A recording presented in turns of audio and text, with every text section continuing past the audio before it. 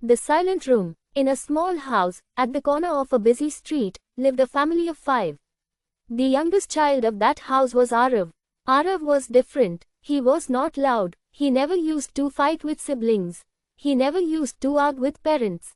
Most of the time, he stayed inside his room. Door half closed, curtains slightly open.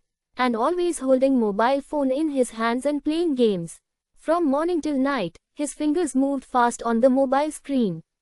For others, it looked like wasting time. For Arav, it was escape.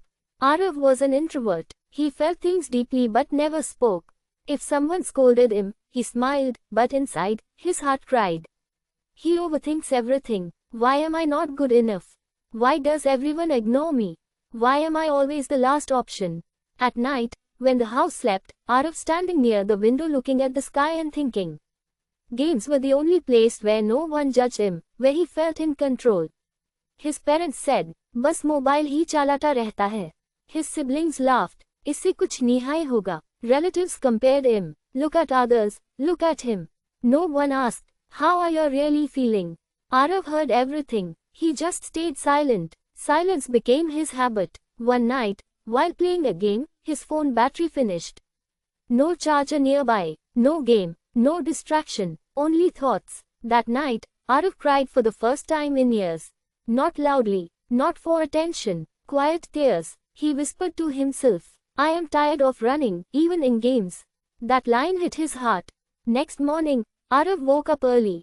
He did something strange. He opened his notebook, not for school, not for homework. He wrote, "What am I good at?"